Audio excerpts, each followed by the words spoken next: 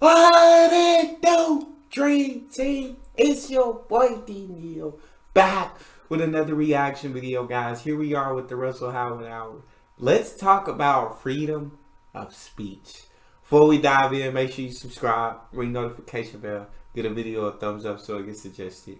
Russell Howard, let's talk about it, my guy.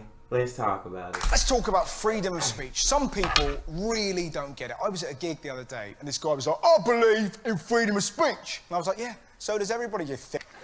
He genuinely went, hey, you can't say that.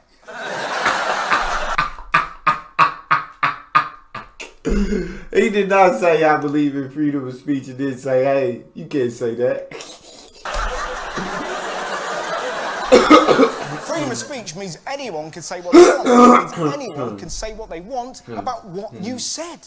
Freedom of speech doesn't mean freedom from consequence. I mean, you're well within your rights to I love that. Freedom of speech does not mean freedom of consequence.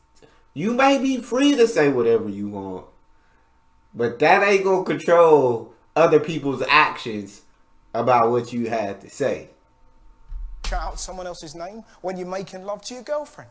But if you don't think at the very least there's going to be a discussion, did you enjoy that, baby? Not really. Who's Derek?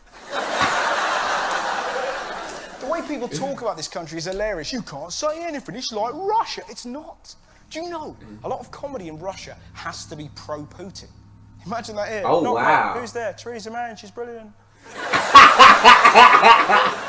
Freedom of speech in this country is amazing. We're allowed to mock our politicians. I mean, I can go on telly and do this about Boris Johnson.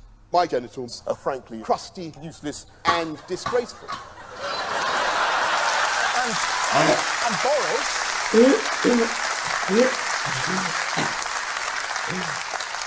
And Boris would be within his rights to do this. I want my anus bleached to look like a porn star.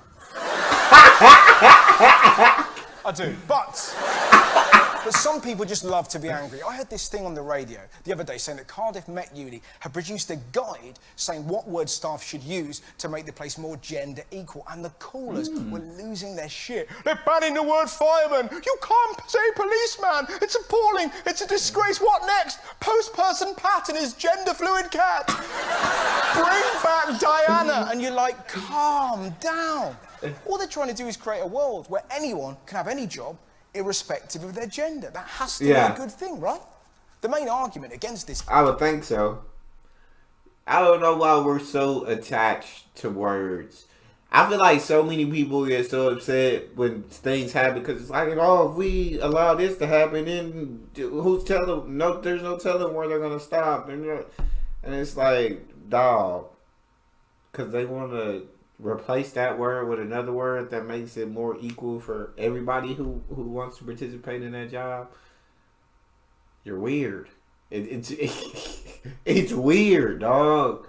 Empathy seems to be, I wanted to be like it was when I was little. And you're like, what? A 3-day week in a telly full of pedos? Why is it? Why is it that kids can evolve and some adults can't? We did it when we were 9. Remember when the teacher came in and said, right, kids, you can't say the words. We'd be like, what? These are our favourite words. Yo. How are we going to communicate? What about this? That's gone too.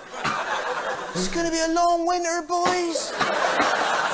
But what do? We gave them up. Because even as children, we realised they hurt people.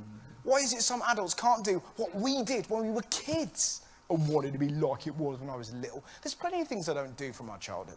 I don't play with slinkies. I don't make decisions by going ip, dip. Yeah. I'm no longer eating my favourite food, mainly because it was called. That's real. Yo, I ain't never seen nothing like that.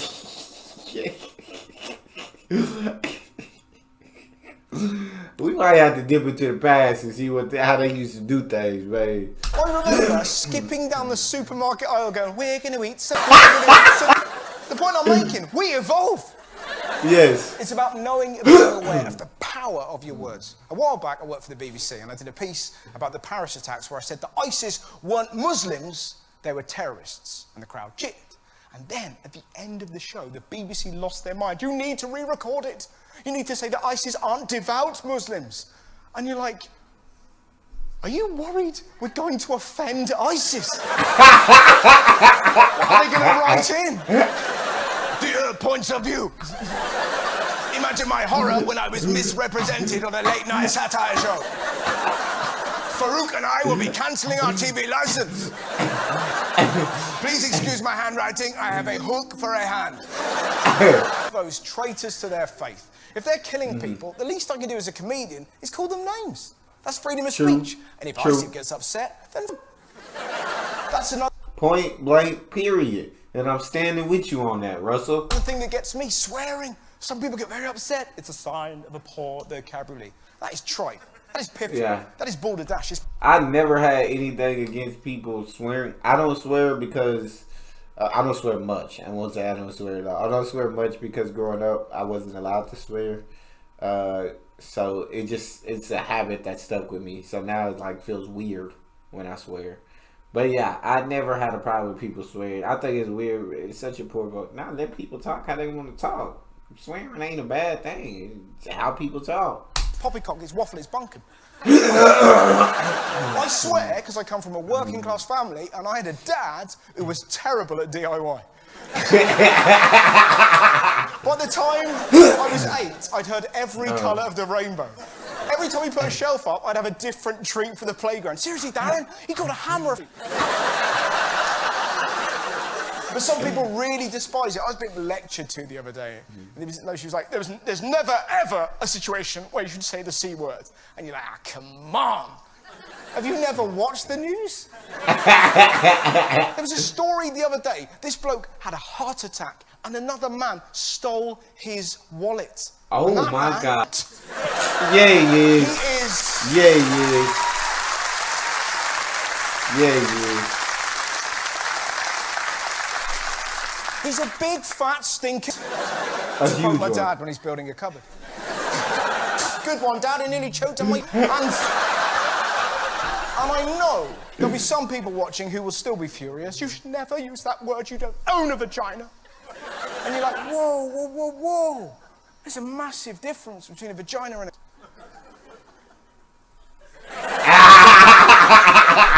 vagina would never steal a dying man's wallet. A vagina would never park in a disabled bay. If you're watching a box set with a vagina, it would never skip ahead and watch the next episode without you. Come on now. Come on now. I've never seen a vagina wearing Crocs. Now he preaching. Now he preaching, Russ. But if a word comes along that is more powerful than I will use it. I'm willing to evolve. I'm willing to accept that I may have to say farewell to that special, special word. But there isn't one of them in it. If someone breaks into your nan's house and steals her stuff, they aren't a silly Billy. They aren't a nincompoop. And if someone gets angry because they don't want to say firefighter or police officer or chairperson, then I think they're a bit. And they are allowed to disagree with me. And that is freedom of speech. Preach. Russ is definitely preaching, and I couldn't agree with the man more. That's all we got. Make sure y'all subscribe, ring notification bell, get a video a thumbs up. It's your boy Neal, out.